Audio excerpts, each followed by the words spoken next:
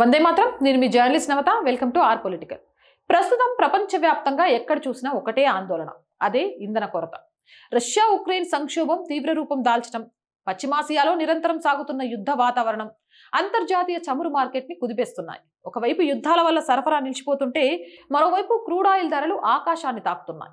ఇలాంటి గడ్డు కాలంలో ఎన్నో అభివృద్ధి చెందిన దేశాలు సైతం పెట్రోల్ డీజిల్ కోసం అల్లాడిపోతున్నాయి. కానీ ఇంతటి పెను సంక్షోభంలోనూ 140 కోట్లకు పైగా జనాభా ఉన్న భారతదేశం మాత్రం చెక్కు చెదరకుండా నిలబడింది.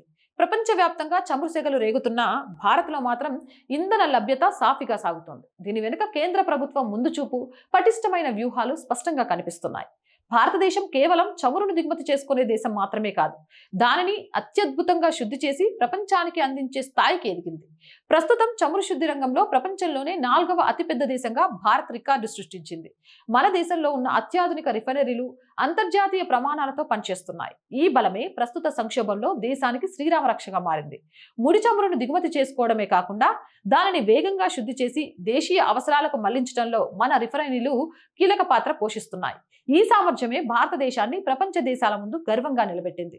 ప్రస్తుత అంతర్జాతీయ పరిస్థితులను గమనిస్తే పరిస్థితి ఎంత దారుణంగా ఉందో అర్థమవుతుంది. డ్రోన్ దాడుల కారణంగా రష్యాలోని కీలకమైన ఆయిల్ రిఫైనరీలు దెబ్బతిన్నాయి. ఫలితంగా ప్రపంచంలోనే అతిపెద్ద చమురు ఉత్పత్తి దేశాలలో ఒకటైన రష్యాలోనే పెట్రోల్ కోసం ప్రజలు కిలోమీటర్ల మేర బారులు తీరాల్సిన పరిస్థితి వచ్చింది.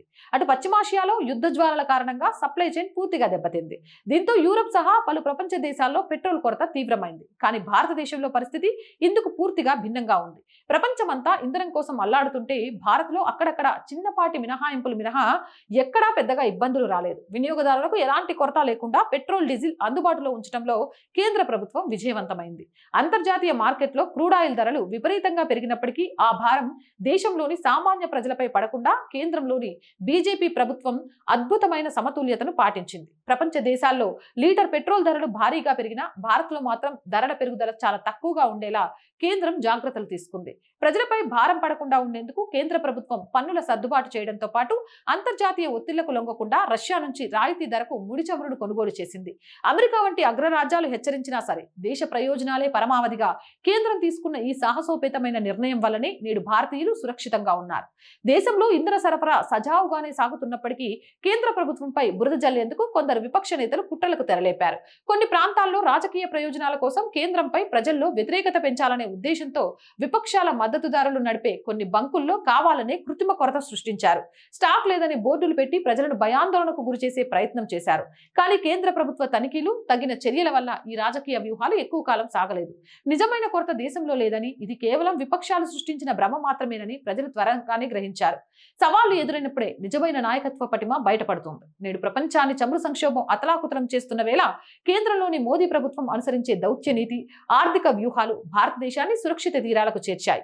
పశ్చిమాసియా యుద్ధాలు, రష్యా రిఫైనరీలపై దాడులు వాటి అంతర్జాతీయ సంక్షోభాల ప్రభావాన్ని దేశ పౌరులపై పడకుండా కాపాడటంలో కేంద్రం 100% విజయం సాధించింది. విపక్షాలు ఎన్ని విమర్శలు చేసినా, కృత్రిమ కొరత సృష్టించాలని చూసినా వాటన్నిటినీ పటాపంచలు చేస్తూ భారత్ ఇంధన రంగంలో స్వయం సమృద్ధి దిశగా దూసుకుపోతుంది. దేశహితమే శ్వాసగా పనిచేస్తున్న ప్రస్తుత నాయకత్వం వల్లే దేశ ఆర్థిక చక్రం ఎక్కడ ఆగకుండా సాఫీగా సాగుతుందనడంలో ఎలాంటి సందేహం లేదు.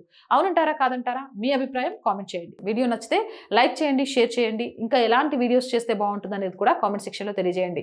అలాగే మళ్ళీ చెప్తున్నానండి, ఫస్ట్ వీక్ వచ్చింది. ఆర్ వాయిస్కి ఆర్థికంగా మీ చేయూత చాలా అవసరం. శాలరీస్ కానీ, రెంట్ కానివ్వండి, మిగిలిన మెయింటెనెన్స్ కానివ్వండి, ఇంకా మనం బ్రేక్ ఈవెన్కి వెళ్ళలేదు. వెళ్ళేదాకా మీరే సపోర్ట్ చేయాలి. దయచేసి ఆర్థికంగా ఆర్ వాయిస్ని ఆదుకోవాలి అనుకుంటే స్క్రీన్ మీద Google pay number, PhonePe number ఇచ్చాము.